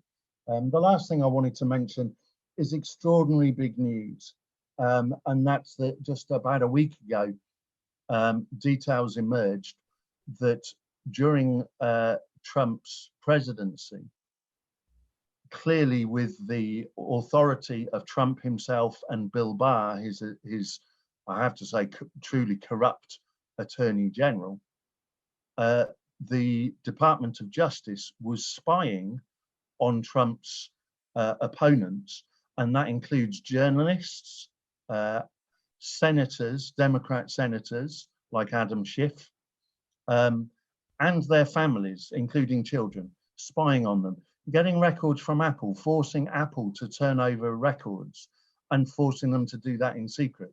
They weren't allowed to make that public. Just extraordinary and unprecedented. I mean, I'm sure that lots of, some people might say, I bet that happens all the time under every presidency. And yeah, it probably does. But this is the first time that something as widespread and direct, sort of directly against the president's opponents, being targeting journalists, journalists that were sort of critical of the Trump administration, Democratic senators and their families were being spied on. It looks like it was hundreds of people in a very consistent way by Bill Barr's Department of Justice. Really staggering. And the amusing thing about it, of course, is that Trump always liked to rail about the deep state. He liked to pretend that the deep state was spying on him, and that the deep state was working against him. And there he was in control of the deep state, getting them to do exactly what he complained about. Just staggering, and there will be massive repercussions from this. People have described it as something that's as big a scandal, or a bigger scandal than Watergate. So there will be big repercussions from this for sure, and I'm sure it'll end up with people indicted and going to prison. So there's a little rundown really of how crazy Trump and the American right continue to be. Do you think? Thank you, Tom. Thank you, Tom. An amazing detail and an update. I think I'm probably a little bit more cynical than you about whether the American state will respond appropriately, and whether they'll just identify a number of four guys or four people down the chain to make an example of, but ultimately they'll leave the big bird or the big birds relatively unscathed. That tends to be the way in which many Western societies, especially the United States and the UK, operate. They dump the patsies. They dump the patsies in the muck, but they walk away relatively clean. Absolutely. I mean, I think there's probably an unwritten rule amongst the elite and powerful that they don't push to get each other put in prison for corruption, because they're all corrupt. I mean, there's an argument that you can't get to the top of American politics, maybe UK politics, without being involved in corruption, without taking money from nefarious sources, be they from a foreign country, from Russian oligarchs, or be they from fossil fuel companies, or dodgy criminals or whatever. You can't get to the top without being in some way corrupt. Certainly in America, I'd argue, and or at least being involved in corruption. And so I think there's probably a bit of an unwritten rule that they don't go after each other, because they could all end up in prison. And fascinatingly, we heard yesterday Dominic Cummings released the WhatsApp messages, some WhatsApp messages between him and Boris Johnson, assuming that they're legitimate. I'm sure they are. And of course, we learned that Boris Johnson talked in March last year, talked about Matt Hancock, our health secretary, being effing hopeless. He said, he's effing hopeless. The the message said from Boris Johnson to Cummings, and discussed replacing him. This is before 150,000 deaths. So yeah, should he have got rid of him then? Yeah, I mean, clearly yes, you know, and then this effing hopeless person wouldn't have been in charge of dealing with our pandemic response, leading to 150,000 deaths. But why? Can I just make this last point? Why didn't Boris Johnson? If Boris Johnson thought he was effing hopeless and was considering replacing him, and knew that he was lying, because Cummings said he you know, made it very clear to Johnson that Hancock was lying all the time about things. Why didn't Johnson get rid of him? Why didn't Johnson get rid of Priti Patel for bullying? Why hasn't Johnson got rid of Michael Gove for being found in court for lying? Why hasn't he sacked anyone for any of these things? My bet is that they know how corrupt Johnson is. You know, so they don't. So we're now at this. I think Johnson is sort of the opposite of Trump in that he won't sack anyone because he's scared that they'll reveal how corrupt and useless he is. Trump sacks everyone and then says, and if they tell the truth about him, he says, oh, they're just bitter. Whereas Johnson just, I think, is scared that they'll reveal his own corruption. I think it's a distinct possibility, Tom, although the Tory party don't generally tend to work like that, because like you said, there is so much cancer within that party that to expose it would take decades. I think it's more that there's two theories I have. One is that the particular individuals that you've mentioned and others are people that have been put there by other people that we are not aware of, or we can only surmise. You know, the big corporate billionaires who run the media, we know that they have specific people in the Conservative Party who are their favourites. So it makes it very difficult for someone like Boris Johnson, who, let's be honest about this, he's not an assertive person in any respects like Churchill or Thatcher.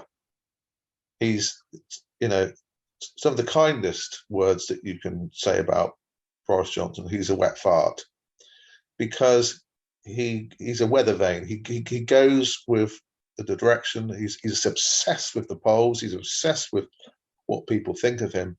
He's become a Bovril prime minister in that he's hated by the majority, but he's liked enough by a significant minority to stay in power. And also, I do believe as well that when he went round with his, you know, the cabinet office, and he talked about possible people to replace Matthew Hancock, that nobody wanted it. Why would you want that poisoned chalice at that particular time, which can destroy your political career? Why not just leave Matthew Hancock in situ? And then at some point down the line, he becomes the scapegoat. You replace him quite straightforwardly with somebody else. Within 48 hours, everybody's forgotten that Matthew Hancock exists, and you rumble on being a prime minister until you decide to go, as is revealed by Dominic Cummings, to go off and have a good time and make lots of money. Yeah. And that's what Cummings said, that you know, the kind of the deal was with Hancock and Johnson, which is that he'll leave him in place and let him take the blame when the time comes. Yeah. Thank you so much, Tom. That was excellent. Okay. I think, you know, and obviously keep us updated as time goes by as to the travails of the American system, because people might, you know, the readers might look at us and say, oh, why don't you spend so much time talking about America? Well, one of the reasons we spend a lot of time talking about the US is primarily because it perceives itself as now the ultimate superpower. And if you're a great big white shark traveling through the oceans, as the USA is perceived to be, we are just one of those pilot fish. So we are influenced and affected dramatically by what they do. So we do have to keep an eye on what's going across the pond, and we do have to analyze it and evaluate it, because it helps us to make sense also of our reality and the direction that we're going. So thank you, Tom.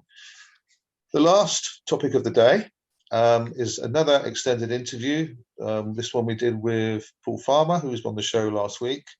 Last week he was talking about the G7 down in Cornwall. This week he was talking about his new book. And thing to point out, obviously, for those people then who watched this clip or this extended clip with Paul, there is a question that we've set because he's giving away 3 signed copies of his book. So please watch the video. The question is an easy one if you watch the video. It's impossible to answer if you don't. Watch it through. The answer's in it. And 3 lucky winners will get a signed copy sent by Paul with a personal note. The competition runs until next Friday. So you've got 8 more days to take part. But please, I say, watch the interview with Paul. A fascinating overview of the first 6 weeks, his experience in lockdown, and the daily diaries that he kept, which he published on Facebook, which were extremely popular, in which he tries to make sense of being in Cornwall at that time. And he goes out and he takes daily image, which he puts in the book, of places that he visited, obviously to do with his mental health, but also to do what he calls psychogeography. In other words, reimagining the landscape around you during the lockdown, when materialistic corporate capitalist system has gone a little bit dormant, and you can start to see things quite differently in your imagination and your experience. So here is the extended interview we did. Sorry, Tom, is the question and how people can submit their answers provided at the end? It's all the information is there. Yeah. Right. Yeah. Thanks, so here's the extended interview with Paul. Hi, Paul Farmer. Welcome back to 10 by 6. Hello, Jason. You okay? Have a good week? Yeah, it's been interesting because of the attendance of G7 from leaders all around the world come here to entertain us and actually totally ignore us, but fly over us in helicopters quite a lot. Yes, it was. I saw the image that was put up, and it showed them all looking into the sky, and it was an interesting image because a lot of people have been playing with that image and then that symbolism that. You know, they all flew in on jets. They're now all looking at the sky at something that's flying over, and yet they're supposed to be there for curing the climate change ills of planet Earth. And none of them really got it. I mean, obviously the barbecue, the non-social distancing. I mean, that was just another classic example of this out of touch elitism these bunch of people have, and they're almost a complete disrespect that they have for the rest of us. Yeah. An alien series of beings had come and invaded us. That's exactly what it felt like. Exactly. And we covered that obviously last week, with your article that you wrote for the Daughter Eye, in relation to lead up to the G7 and the paramilitary status that's sort of overtaken parts of Cornwall. But of course, this week we're going to focus on you, the author. And as you can see behind me, you've recently published a book, Diary in the Plague Year, in which you cover the first 6 weeks of lockdown from late March 2020 into very early May. So can you tell us a little bit about what motivated you to write the book and then obviously publish the book, and what sort of response it's having? Yeah, it was when it was becoming apparent there actually was going to be a lockdown after this discussion of it, around about the 20th of March last year, and I went for a walk, and I was completely full up with this knowledge that this is going to happen, and this strange thing was going to happen to us, which had never happened to any of us in our lifetimes before. Lockdown, we were going to be locked in our houses, and it just seemed to colour everything that I looked at. This knowledge. I took a photograph of an old pump I found in a little hamlet near the village of Stidians, where I was at the time, and just put it up on Instagram that night actually, and just felt like I had to mark it in some way, and then shared it across to Facebook, and the next day I did it again. I just felt like a need for some kind of ritual, some kind of activity in this, which actually meant something, and actually seizing the opportunity of expressing a really historical time, because it was actually quite overwhelming. I don't know how everyone else felt about it. We still haven't really discussed this, I don't think, enough, but I felt it was in danger of actually overwhelming me. I'm not a kind of sensitive soul in that way, but just this situation, which was so unusual, and which the end of which we did not, and still to an extent don't know. And we've become used to it, but I think at the time this was this really odd thing. But then on the Tuesday, on the 22nd, we had this lockdown, and we weren't supposed to go out apart from this statutory exercise, and this became my way of actually escaping from this kind of constraint, mentally, in kind of like spiritually in a way, just going around on my bike and seeing places, getting an image, taking an image, holding an image, and then commenting on it. It changed as it went through as well. Initially, it was a response to things I found and things I saw, just seen through the lens of lockdown. But increasingly, it became about what this meant, and what the significance of this in the circumstances in which we find ourselves, with this particular group of people in charge, with the history of a very recent general election, which had elected those in the face of the opportunity to have completely different visions, and that we suddenly this group of people who are fundamentally ideologically opposed to institutions like the health service becoming completely dependent on it, and what this meant. So it sounds to me like it's a cathartic for you as much as anything. It certainly was my attempt to kind of relieve it by expressing some kind of feeling, and also a kind of growing awareness of suddenly finding yourself in history. This peculiar event was this peculiar situation. I mean, in a village in Cornwall, Stidians is well off the beaten track. It's not got a main road through it. You can't hear any. You really could not hear anything. There was nothing human was getting in the way of just experiencing nature. I would go out on the bikes and I wouldn't see another human being. There would be no evidence of human beings apart from their locked up houses with themselves inside it. If people did catch your eye or anything like that, they sometimes they turned away. They actually turned away because there was a feeling I shouldn't be interacting. This is against the rules we've set ourselves. And yes. And if you called out hello, they would suddenly respond with kind of ridiculous kind of enthusiasm, just that there was communication and so on. And there are kind of instances of that in the book where it just suddenly come upon someone engaged in some task, and and just this peculiar thing. But it was grabbing history. It was trying to get on, see what does this mean. And then it became about an opportunity in some way, because we're still in this process, ridiculously handled as it's been in some ways, but also heroically handled as it has been in others. And the implications of who were the heroes and who it became apparent we could not live without. Going to a supermarket to do your shop, when you were allowed to, and the people behind the tills in Lidl's, working, risking their health in order to do that. Complete reevaluation. We're forgetting. We've got used to it, and we kind of. But I think for me, this is why I'm glad I wrote the book, because it's frozen that time and yes. The strangeness, and the awareness of what's important. Yes, well, certainly for me, when I read the book, you're absolutely right. It's these two spheres. It's the macro sphere of the politicians, the bureaucrats, and then it's the microsphere of the population, the local population in Cornwall, which we all know is a rural location with a steep history and the tin mining, etc.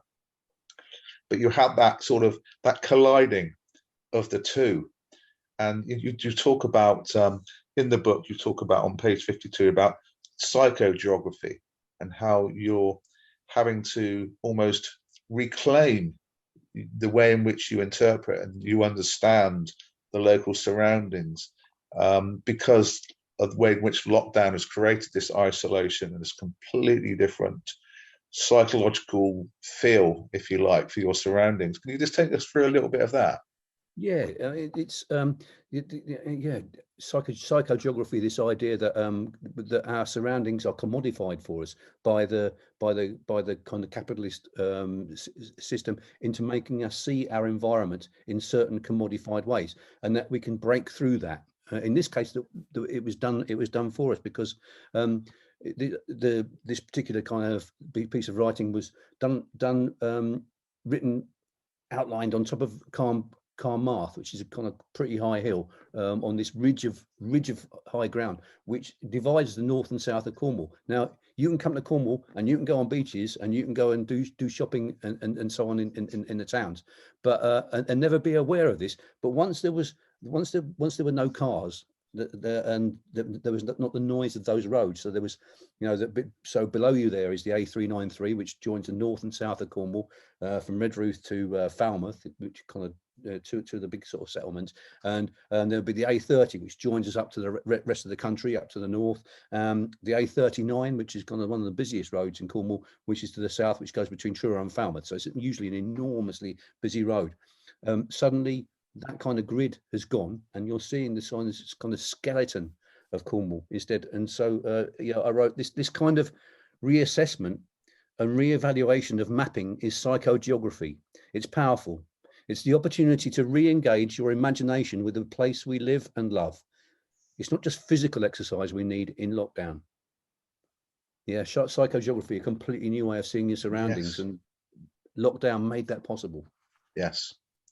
Yeah, and previously in the book, I think on page 48, you talk about coming across somebody out in their car, and the day you nearly died is sort of how we sort of might want to frame it here. Could you just read that extract to the viewers? Because I think it gives that all sort of understanding. There you are, out on a walk. You're adjusting to a completely new way of life, if you like, a new way of doing things because of lockdown.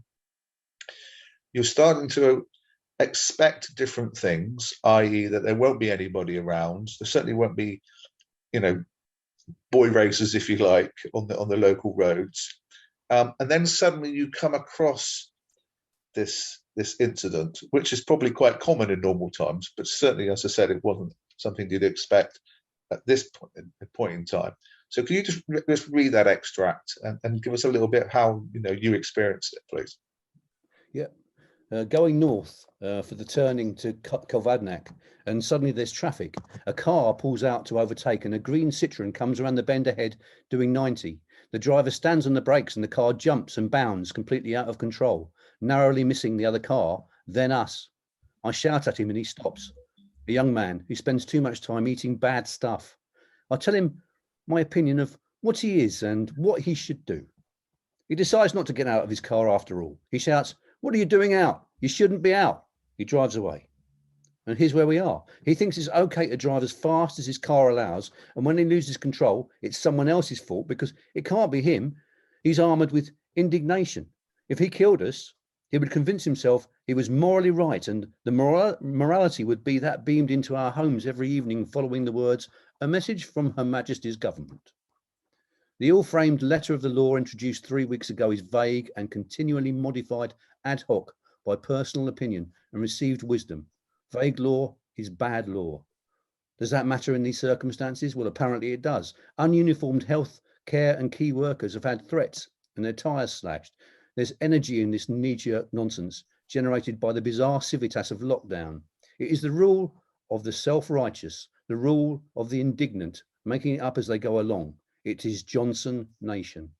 And in a country messed up enough to elect Johnson as its prime minister, with journalists of the caliber of the Telegraph's Alison Pearson trying to elevate our Easter risen idiot premier to saviour status, cut price vigilantism is certainly a way this might go.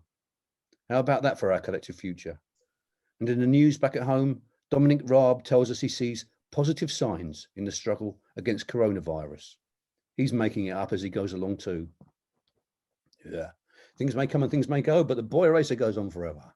Yes, yes, and again, it brings us that clash, doesn't it? The macro versus the micro, the Westminster suits versus the everyday person. And I think also, I don't want to get too heavy here, but it reminds me of the philosopher Roland Barthes. I don't know if you come across Barthes, but he talks about readily, rightly, doesn't he? He talks about how people interpret the messages that are imposed on them from above. And of course, we interpret things in different ways. So the original meaning is often lost quite quickly as we play this sort of Chinese whispers. So you've got two people here. You've got yourself and the driver of the car. Both of you have interpreted the dictum from above in two different ways, because, and many people have argued this over the last however many it is, 16 months, that the narrative from above has been so unclear. It's been so difficult for us. So actually very early on, I think the time that Dominic Cummings went to Specsavers near Durham Castle, at that point, most of the population said, we're going to do it our way. Yeah. And you make a great reference, I think, later on in the book, and I'm going to paraphrase, nothing can compare us for a country where the zombies are running the place. And like you said earlier, it was about literally months before lockdown, we voted in this particular government. And it'd be interesting in hindsight whether, if people knew what was coming and how it would be managed, whether they would have done. Yeah. I mean, what do you think? Do you think people would still have voted for Boris Johnson and the chaos that his government brought, or do you think they might have actually been brave and gone for something quite different? I think that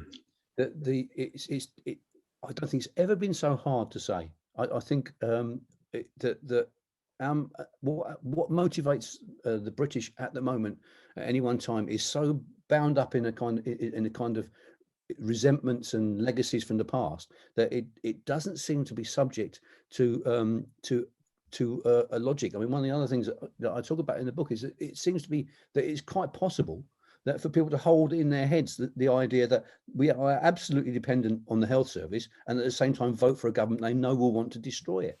And but what was the complication for me was that in the election which had just happened in December 2019, I was actually a Labour candidate for Camborne, Redruth and Hale, and going around being absolutely aware of this, that it did not matter what I did, that this had already been decided by that peculiar, horrible lash up over Brexit, and people's minds are not responding in ways which is predictable or in any way positive. That was the feeling. So I still think we're in that conundrum. I think in a sense, if you gave people a cast iron certainty of some kind of calamity, I think it's still not predictable how they would react.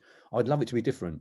I'd love it, to be in some way for us to believe there is a logic and a spirit. But I think the damage that's been done under the various versions of Thatcherism since the 1980s has destroyed community. This is a really complicated thing in Cornwall, which completely rests on these small communities. And even here, we've seen that effect going. And so you saw the Brexit vote during the referendum, and so on. This kind of resentment against the framing of certain ways of seeing society, which are actually completely self-destructive.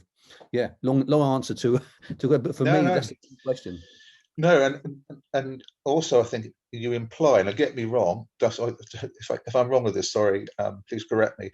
But you also talk about how this zombification that's taken place at such a high level, it's almost as if the zombies who have the power and are wielding, the opportunity to make decisions, want us to be zombies too. That is it's almost just their ultimate wish is that we become like them, staggering around, frothing at the mouth, eyes popping out. That certainly marks the culmination of the zombie apocalypse. Once everyone's a zombie, no issue.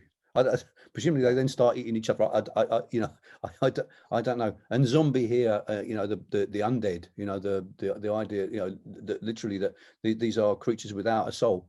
Yeah, I think we've just described our current contemporary cabinet. Yes, no, yeah. Nice. But going back to the book more generally, it's beautifully framed. Yes, it's political. It's telling. It's a diary. It's telling the tale of, as I say, the first 42 days or whatever it is of lockdown. But it's you out walking, and it's you. Each page has its own image. You've taken that particular day that you referred to earlier.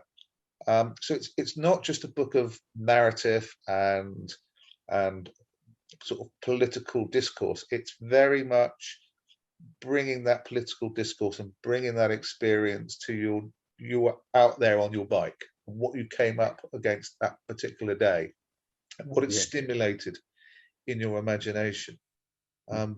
So, I mean, it's not just people in Cornwall, I think, that can get a lot. I mean, obviously with Dorset, that can get a lot from this book. I think everybody, doesn't matter where they are.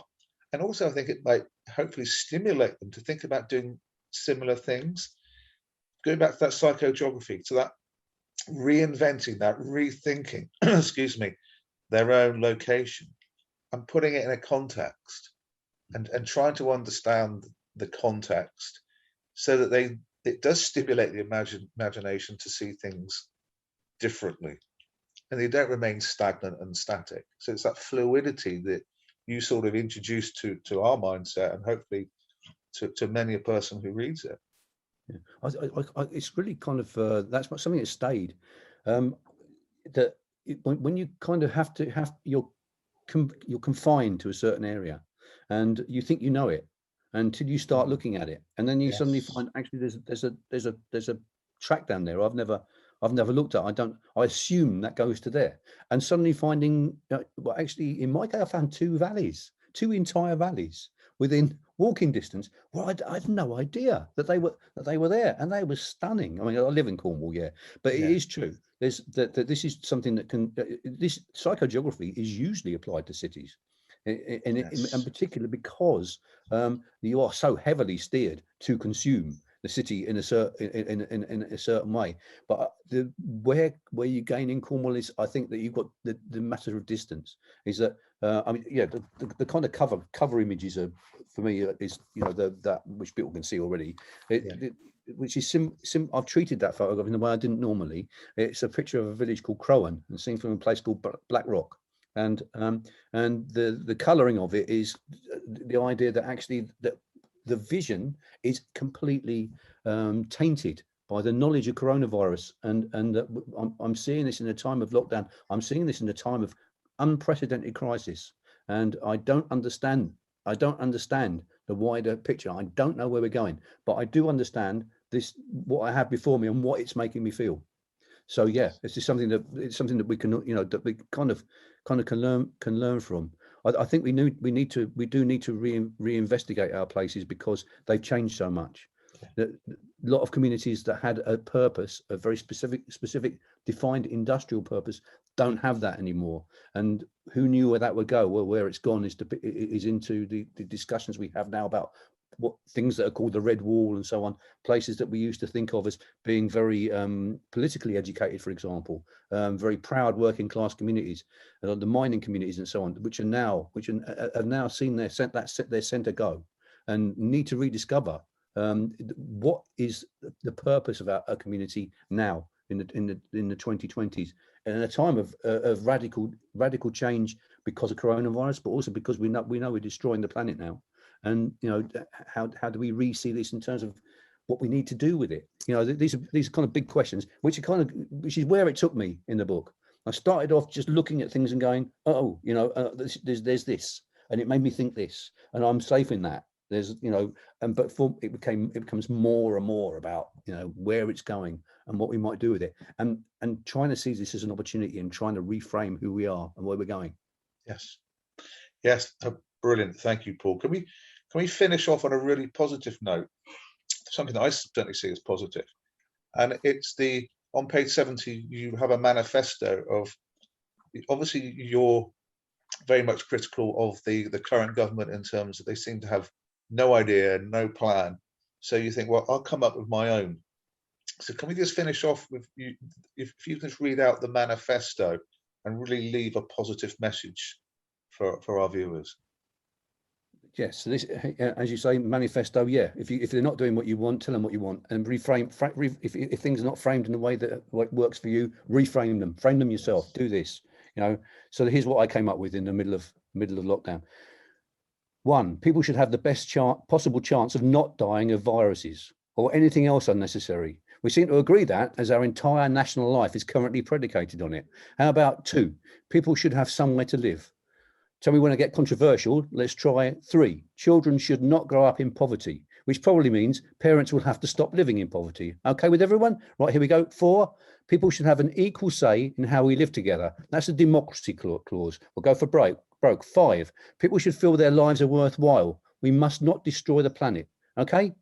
I don't hear any complaints. But if we all agree, why can't our communications help make these happen? Why the showbiz of collective conflict, the stasis, the hatred?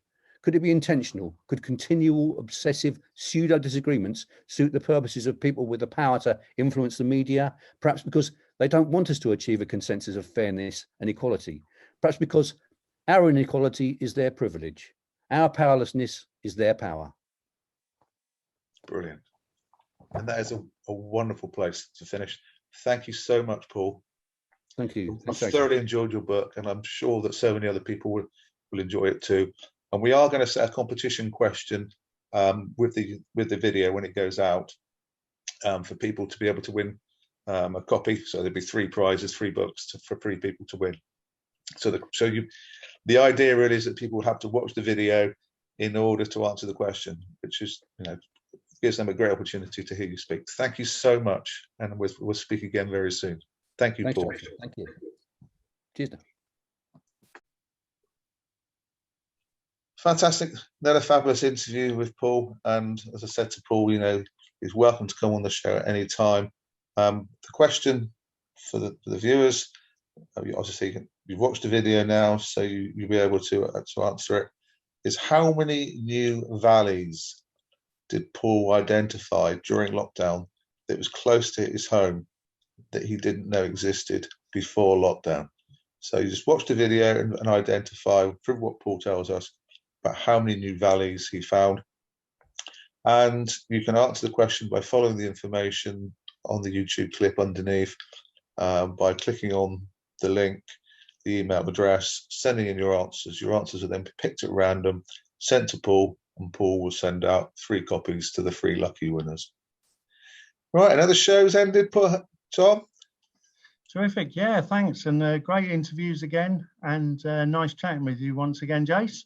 And you, so mate, and enjoy the week, enjoy hopefully some more nice weather and some excellent football. Yes, and ducking the thunderstorms, I think, will be the order of the day or the order of the week. But yes, yep, definitely. And you, mate, and you take care. And we're going to finish off with another little lovely. Hurrah! Have a good week. Cheers, mate. Take care, everybody. Bye. Bye.